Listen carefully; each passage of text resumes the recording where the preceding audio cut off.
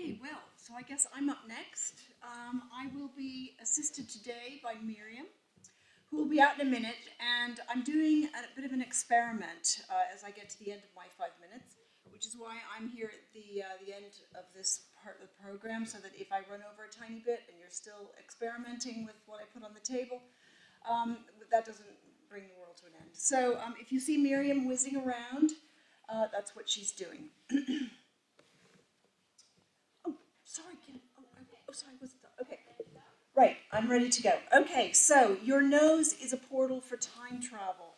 I'm here to tell you about your marvelous sense of smell and all the magical things that it can do. I lost my sense of smell 5 years ago after a simple virus. The technical term for this is anosmia. So, what I want to know is, did this happen to you? You walked into a building here, maybe the library, maybe the assembly building, and woof, all those memories just came back to you. It's more than just a combination of the smells, but rather what's triggered by the smells. And what you'll find, if we unpack this idea of a smell memory a bit more, you'll find that smell memories are actually emotional. You won't ever remember a phone number with a smell, but you'll remember all those things that people said or that way that you felt. So smell and memory are totally, totally interlinked. And why is this? Well, why indeed? The thing is that smell is very immediate, and it is a hotline to our emotions. Smell and emotion are both in the primitive part of the brain, the amygdala. And here you see, if you smell a bonfire, it's going into your nose and it's going straight to the amygdala and is not governed by the thalamus, which is what looks after our other senses. So it's a much more immediate, much more visceral sense than our other senses. Right, smell is called a chemical sense. This nematode worm is navigating through life on the go or no-go basis, and that's a kind of very basic chemosense.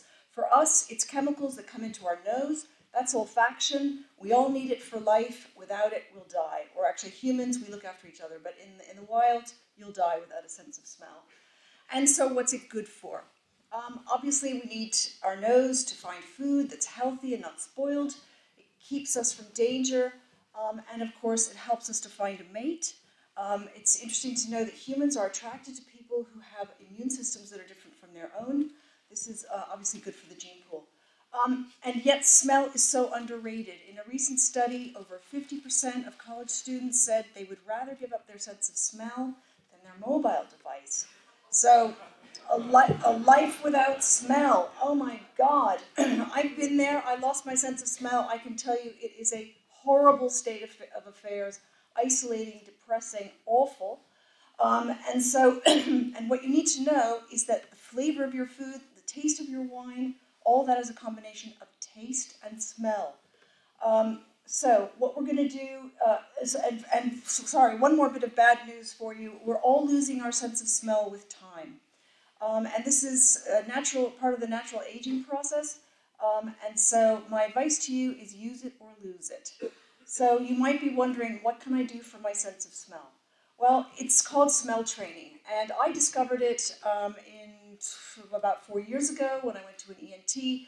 An article published in 2009 said that patients who would engage in smell training, simple, using essential oils once in the morning, once in the evening, smelling them mindfully, this was helping people like myself acquire anosmics. Not just post-virals, but also people who'd had traumatic brain injury. And smell training has been gathering speed. We've had lots and lots of peer-reviewed surveys, peer-reviewed research papers. It's definitely a thing, but it's still very unknown. So what I do is I go around talking about it.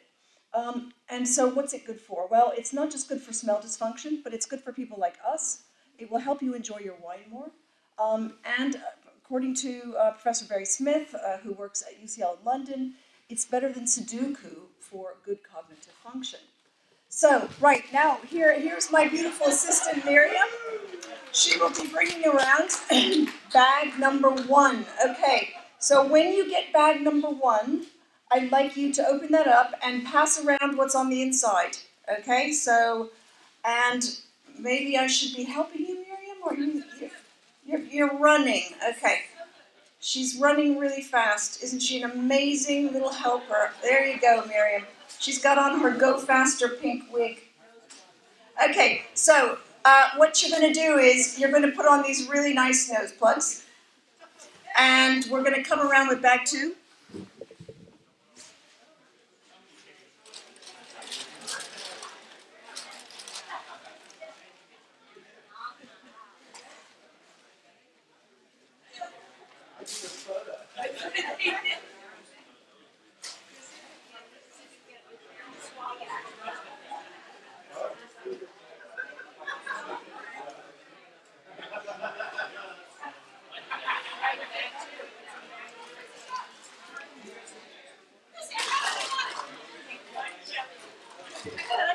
Okay, nobody opened bag 2. Oh my God, have you already done it already? Okay, what you need to do is put on the nose plugs, and when you've got the nose plugs on, I want you to put a jelly bean in your mouth. And then I need you to chew the jelly bean. Okay, don't suck the jelly bean because it has a flavorless coating on it, which you won't get unless you actually chew it. And while you're in full chewing mode, I want you to take off the nose plugs. And when you do that, you will experience the difference between taste and flavor. So with the nose plugs on, you were thinking to yourself, sweet, maybe sour.